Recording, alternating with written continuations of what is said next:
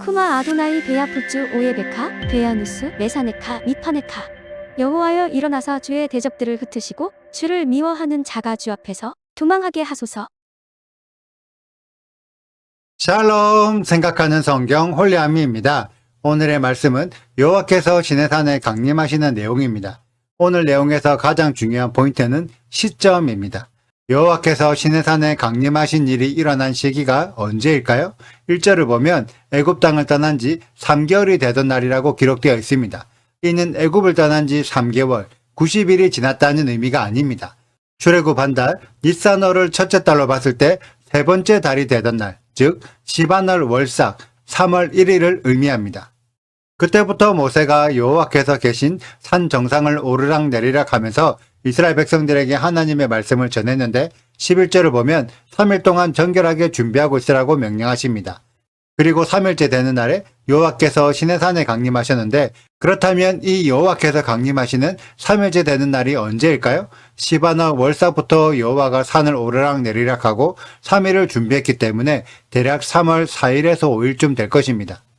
이것을 여호와의 절기로 대입하면 이스라엘 백성들이 어린 양을 먹은 날이 6월절 14일이고 다음 날이 무교절 첫날 안식일 15일이며 바로 그 다음 날이 초실절 16일입니다. 그리고 초실절부터 49일을 세고 50일째 되는 날이 오순절인데 오순절을 달력으로 계산하면 3월 4일에서 5일이 됩니다. 그래서 성경에서 알려주는 여호와의 시내산 강림은 오순절, 칠칠절, 맥추절에 일어난 일입니다. 같은 맥락으로 신약성경 사도행전에서도 성령이 강림한 날도 오순절이었습니다. 그래서 우리들은 오순절에 하나님의 강림이 예견되어 있음을 알 수 있죠. 다만 오순절을 재림 예수와의 강림과 연결 짓는 사람도 있는데 참고로 오순절의 강림은 시내산 꼭대기의 강림, 즉 공중 강림입니다. 그래서 성령도 오순절에 마가다락방 위에 공중에 임하셨죠. 그래서 오순절의 공중 강림은 예수와의 지상 강림과 다른 시점입니다. 그러면 오순절의 공중 강림에 일어날 일이 무엇일까요? 계시록에 기록된 두 증인이 죽었다 부활한 후 하늘로 들림받는 일입니다. 이때가 오순절인데 예수와께서 지상 강림하시기 전에 먼저 여호와 하나님과 함께 공중에 강림하시는데 그때 부르심 받은 두 증인이 죽었다가 부활하여 하늘로 올라가 먼저 예수와를 만나게 되죠. 그래서 오순절은 휴거를 예표하고 있는데 두 증인이 부활하여 영원한 생명을 얻고 하나님을 먼저 만나게 된 것은 모세가 시내산에 올라가도 죽지 않고 먼저 하나님을 대면하는 원리와 동일합니다. 그래서 12절을 보면 이스라엘 백성들은 경계를 침범하면 죽임을 당하지만 모세는 경계 넘어 시내산 꼭대기로 올라가서 하나님을 배워도 죽지 않고 생명의 말씀을 얻을 수 있었죠. 여기에서 중요한 포인트는 출애굽할 때 6월절 어린 양을 먹고 구름 기둥과 불 기둥의 보호를 받으며 무교절 안식일에 홍해를 마른 땅으로 건넜던 이스라엘 백성이라도 여호와의 경계를 침범하여 산에 올라가면 죽는다는 것입니다. 다른 말로는 6월절 어린 양의 은혜로 구원을 받아도 여호와께 가까이 가지 못한다는 의미입니다. 많은 신앙인들이 6월절 어린 양 대신 예수와를 믿기 때문에 환란 전에 구원을 받아서 7년 대환란을 겪지 않고 믿음으로 천국 간다고 생각합니다. 하지만 성경에 기록된 이스라엘은 실제적인 구원과 실제적인 기적을 체험했지만 그래도 여호와께서 계신 산에 오르면 죽는다고 말합니다. 즉 6월절의 은혜만으로는 결코 천국에 갈 수 없습니다. 그리고 8절을 보면 이스라엘 백성들이 여호와께서 명령하신 대로 우리가 다 행하겠나이다 라고 일제히 대답했습니다. 그래서 성결해지기 위해 옷을 빨고 여자를 멀리하여 거룩하게 하고 스스로 정결하게 하여 시내산에서 여호와를 만날 준비를 철저하게 했습니다. 그런데 그럼에도 이스라엘 백성들은 경계 안으로 들어가지 못하여 여호와께 가까이 가지 못합니다. 내가 믿는다고 말씀대로 살겠다고 입으로 시인하고 그로 인해 일시적으로 옷을 빠는 행위를 한다고 해서 진짜 성결해지는 것이 아님을 알 수 있습니다. 그런데 모세는 경계를 넘어 여호와의 산을 계속 오르락 내리락 했지만 죽지 않았습니다. 그 이유는 무엇이었을까요? 모세는 처음부터 어린 양의 은혜를 의지하지 않았습니다.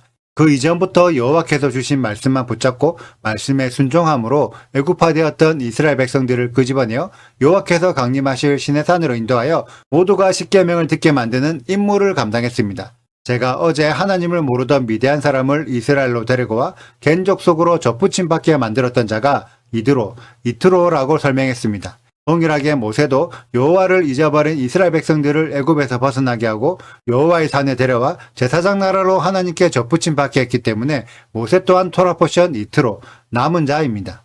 그리고 이트로들은 사람들을 이스라엘에 접붙임받게 하는 하나님의 임무를 감당하는 자들이기 때문에 여호와의 산에 올라가도 죽지 않습니다.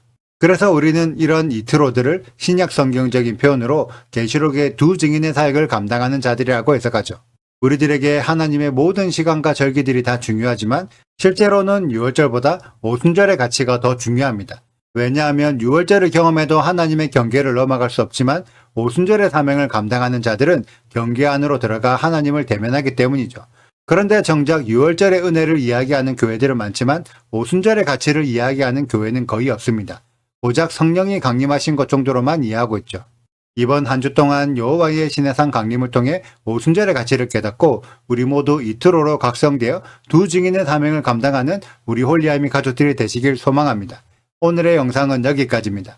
오늘의 말씀 읽으시고 질문 있으시다면 언제든지 댓글로 남겨주세요. 오늘도 감사합니다. 샬롬! 모세가 내려와서 백성의 장로들을 불러 여호와께서 자기에게 명령하신 그 모든 말씀을 그들 앞에 진술하니 백성이 일제히 응답하여 이르되 여호와께서 명령하신 대로 우리가 다 행하리이다. 모세가 백성의 말을 여호와께 전하매 여호와께서 모세에게 이르시되 내가 빽빽한 구름 가운데서 내게 임함은 내가 너와 말하는 것을 백성들이 듣게 하며 또한 너를 영영히 믿게 하려 함이니라. 모세가 백성의 말을 여호와께 아뢰었으므로 여호와께서 모세에게 이르시되 너는 백성에게로 가서 오늘과 내일 그들을 성결하게 하며 그들에게 옷을 빨게 하고 준비하게 하여 셋째 날을 기다리게 하라. 이는 셋째 날에 나 여호와가 온 백성의 목전에서 시내산에 강림할 것임이니 너는 백성을 위하여 주위의 경계를 정하고 이르기를 너희는 삼가 산에 오르거나 그 경계를 침범하지 말지니 산을 침범하는 자는 반드시 죽임을 당할 것이라.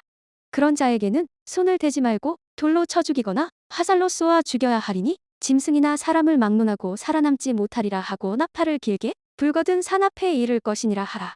모세가 산에서 내려와 백성에게 이르러 백성을 성결하게 하니 그들이 자기 옷을 빨더라. 모세가 백성에게 이르되 준비하여 셋째 날을 기다리고 여인을 가까이 하지 말라 하니라.